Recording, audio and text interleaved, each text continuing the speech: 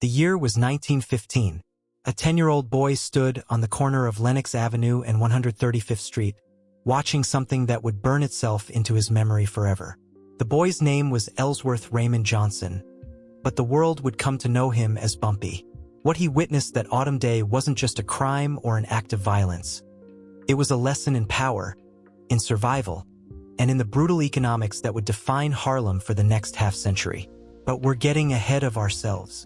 To understand what young Bumpy saw and why it mattered so profoundly, we need to understand the world he was born into, a world that was being torn apart and rebuilt in real time. Bumpy Johnson was born on October 31, 1905, in Charleston, South Carolina. This wasn't the Charleston of today, with its carefully preserved historic districts and tourism industry. This was Charleston in the shadow of Reconstruction's failure, where the promise of freedom had curdled into something far more sinister. Jim Crow laws had transformed the South into an apartheid state, and for black families like the Johnsons, every day was an exercise in navigating a system designed to keep them powerless. His father, William Johnson, worked odd jobs, whatever he could find. His mother, Margaret, did domestic work for white families. They were part of what we might call the striving class, people who worked themselves to exhaustion for pennies, who understood that education and respectability might offer their children a slightly better life. Young Ellsworth was a bright kid, sharp-eyed and curious, but he was also different. He had a bump on the back of his head from some childhood injury, hence the nickname that would stick with him forever. But Bumpy wasn't just physically marked. There was something else about him, something his mother noticed early on. He had what old folks might call an old soul. He watched everything. He remembered everything. And he asked questions that made adults uncomfortable. The Great Migration was just beginning to reshape America. Between 1910 and 1920, hundreds of thousands of black Southerners would flee the violence and oppression of the South for the promise of northern cities. They went to Chicago, Detroit, Philadelphia, and New York. They were escaping lynchings, debt peonage, and a system that denied them basic humanity. They were chasing the possibility of something better. The Johnson family made that journey in 1914, when Bumpy was around 9 years old. They left Charleston with little more than their clothes and their hopes, riding the rails north like thousands of others. Their destination was Harlem, a neighborhood in Upper Manhattan that was transforming before the world's eyes. Now, here's something most people don't know about Harlem. It wasn't always a black neighborhood. In the late 1800s and early 1900s, Harlem was actually an affluent white area. Developers had built beautiful brownstones and apartment buildings, anticipating continued demand from wealthy white New Yorkers. But they overbuilt. The real estate market crashed, and suddenly, there were all these empty properties. Enter Philip Payton Jr., a black real estate entrepreneur who saw an opportunity. He began convincing landlords to rent to black tenants, at inflated rates, of course.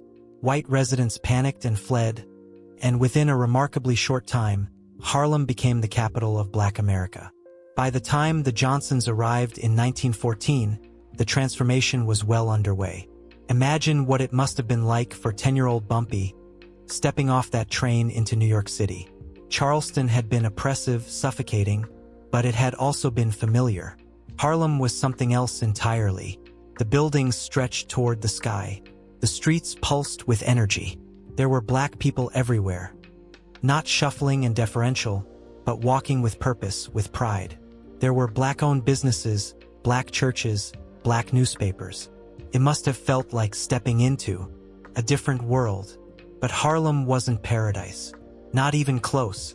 The landlords charging black tenants premium rates for substandard housing. The jobs available to black workers were still the lowest paying, the most dangerous. The police were hostile, viewing the growing black population with suspicion and contempt. And beneath the surface of respectability and aspiration, there was another Harlem taking shape, a criminal underworld that would become legendary. The Johnson family settled into a small apartment, probably in a tenement building where multiple families shared bathrooms and privacy was a luxury no one could afford. Bumpy's parents found work, his father in whatever manual labor was available, his mother continuing domestic service. They sent Bumpy to school, hoping education would be his ticket to something better. But Bumpy struggled in school, not because he wasn't intelligent, he was sharp as a tack, but because he couldn't sit still. That restless energy, that constant need to be moving, to be doing something, made traditional education torture. He'd skip class, roam the streets, take in the incredible spectacle of Harlem in flux. And that's where we return to that day in 1915, to the corner of Lenox Avenue and 135th Street, to the moment that changed everything.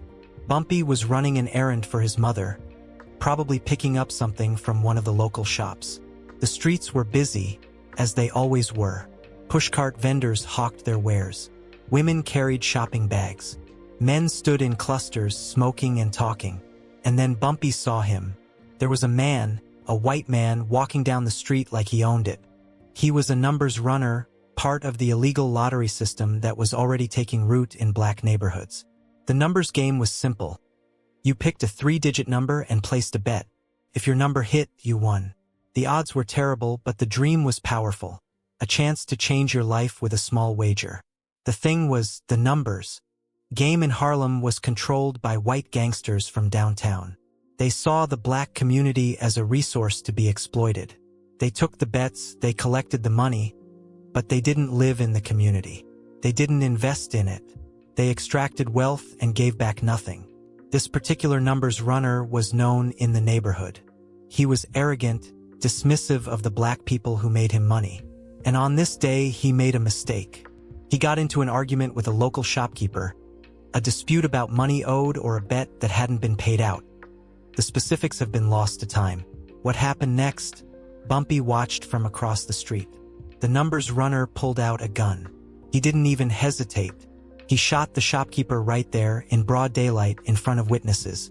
The shopkeeper collapsed on the sidewalk, blood spreading beneath him. People screamed. Some ran. Others froze in shock. And the numbers runner? He calmly put his gun away and walked off. Just walked away. He knew, and everyone watching knew, that nothing would happen to him. The police might show up, might ask a few questions, but they wouldn't pursue justice for a black victim killed by a white criminal who was probably paying them off anyway. Young Bumpy stood there, watching the shopkeeper die, watching the crowd's helpless rage, watching the numbers runner disappear around a corner. And in that moment, several truths crystallized in his 10-year-old mind. First, the law didn't protect people who looked like him. The police weren't there to serve justice for Black Harlem. They were there to maintain order and collect bribes. Second, power flowed from the barrel of a gun and from the willingness to use it. Respectability, hard work, following the rules. None of that mattered if someone with more power decided to take what was yours. Third, the people extracting wealth from the community, the people running the numbers, the gambling, the speakeasies that would soon proliferate during Prohibition, they didn't live in Harlem. They didn't care about Harlem. They saw it as territory to exploit. And fourth, perhaps most importantly, if people like him, black people, could take control of those enterprises, they could protect the community in ways the law never would. They could ensure that at least some of the money stayed in Harlem, that it went to people who lived there, who had families there. Now, I'm not romanticizing what Bumpy Johnson would become. He was a criminal, a man who would commit acts of violence, who would profit from gambling and other illegal activities. But to understand his path, you have to understand what he saw that day and what it taught him. After witnessing that murder, Bumpy's trajectory changed. He stopped even pretending to care about school. He started running with older kids, learning the streets, understanding how power really worked in Harlem. He became a numbers runner himself while still in his teens, working for those same white gangsters at first, learning the business from the inside. But Bumpy was different from other young hustlers. He was patient. He was smart. He paid attention not just to the immediate score but to the larger game. He saw how the white gangsters operated, how they maintained control, where their weaknesses were. And he started building relationships with other young black men who were thinking the same way he was. The 1920s transformed Harlem again. Prohibition turned the neighborhood into a playground for white New Yorkers seeking jazz, dancing, and illegal alcohol. The Cotton Club, Small's Paradise, the Savoy Ballroom. These venues became world famous, showcasing incredible black talent to segregated audiences.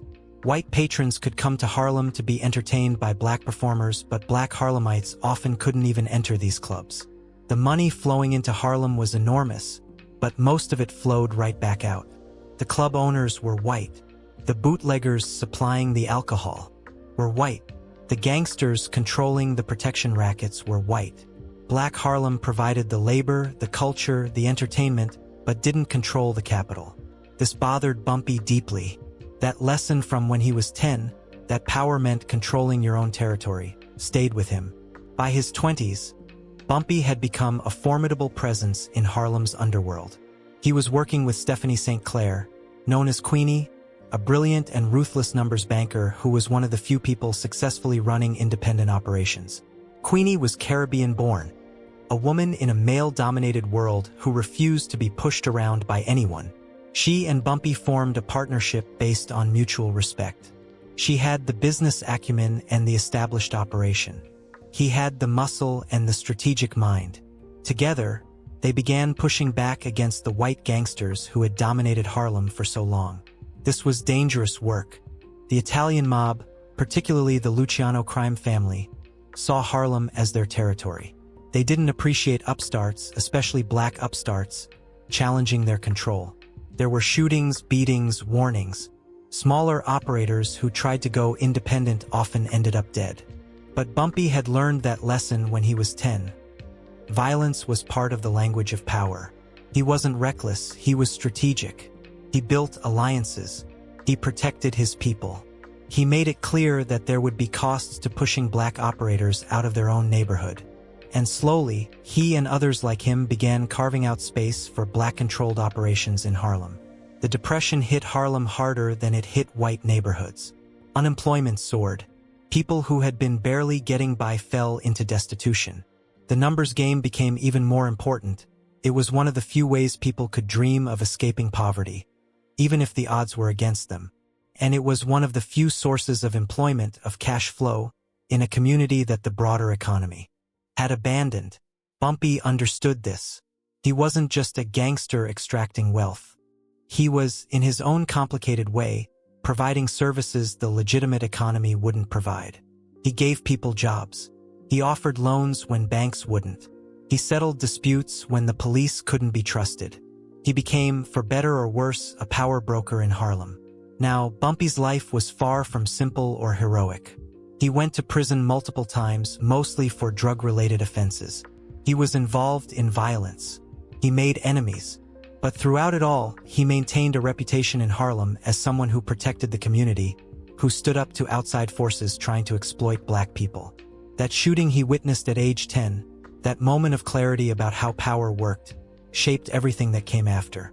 It taught him that the systems supposedly designed to protect people didn't protect everyone equally. It taught him that survival required taking control of your own destiny, even if that meant operating outside the law. It taught him that community protection sometimes meant community control of illegal economies, because the legal economy had locked black people out. The lesson of that day rippled forward through decades. When Bumpy died in 1968, Harlem had changed enormously. The civil rights movement had achieved major legislative victories. Black power was ascendant. The neighborhood was dealing with heroin epidemics and urban decay, with white flight and disinvestment. But Harlem still remembered Bumpy Johnson. They remembered him not just as a gangster, but as someone who had fought for black control of black neighborhoods. Someone who had stood up to the Italian mob when few others dared. Someone who had created opportunities, however illegitimate, when legitimate opportunities were denied. Someone who had protected people when the law wouldn't. Was Bumpy Johnson a hero? No, not in any conventional sense. He profited from gambling, he was involved in the drug trade, he committed acts of violence. But was he a pure villain? That's not quite right either. He was a product of a system that denied black people legitimate paths to power and wealth. He saw at age 10 how that system worked, and he spent the rest of his life trying to carve out space for black self-determination within it. The shooting young Bumpy witnessed wasn't just a random act of violence. It was a demonstration of the power dynamics that governed Harlem. A white criminal could kill a black shopkeeper in broad daylight and walk away because the system protected him. That lesson, that power protected itself and that justice was conditional on race and connections, was the foundation of everything Bumpy would become. In many ways, Bumpy Johnson's life was a 50-year response to what he saw that day. It was an attempt to flip the script, to create a system where black people in Harlem had protection, had power, had some control over their own community. The methods were criminal, the costs were real, but the motivation came from that moment of clarity when he was just 10 years old. Harlem today is going through yet another transformation, with gentrification pushing out longtime residents, with the neighborhood's history being packaged and sold as cultural capital. The world Bumpy Johnson knew is largely gone, but the questions his life raised remain relevant. What do people do when legitimate institutions fail them? How do communities protect themselves when the law doesn't protect them equally? What's the relationship between illegal economies and economic exclusion? These aren't just historical questions. They're live issues in communities across America today. Bumpy Johnson witnessed something at age 10 that changed his life and, in turn, changed Harlem. He saw that power was real, that it could be taken, and that the people who were supposed to protect his community wouldn't do it. Everything that followed, his criminal career, his conflicts with the mob, his role as a community power broker, stemmed from that fundamental insight. The shooting on Lenox Avenue in 1915 lasted maybe 30 seconds. A man pulled a gun, fired a shot, and walked away. A shopkeeper died on the sidewalk. A crowd watched, helpless and angry. And a 10-year-old boy absorbed a lesson that would echo through the decades, shaping not just his life, but the life of an entire neighborhood. That's the story of what Bumpy Johnson witnessed at age 10, and how it changed Harlem forever. It's a story about violence and power, about community and survival, about the choices people make when the system fails them. It's complicated, troubling, and deeply human. And it's a reminder that history isn't made just by presidents and generals, but by people responding to the circumstances they face, making choices that ripple forward in ways they might never fully understand.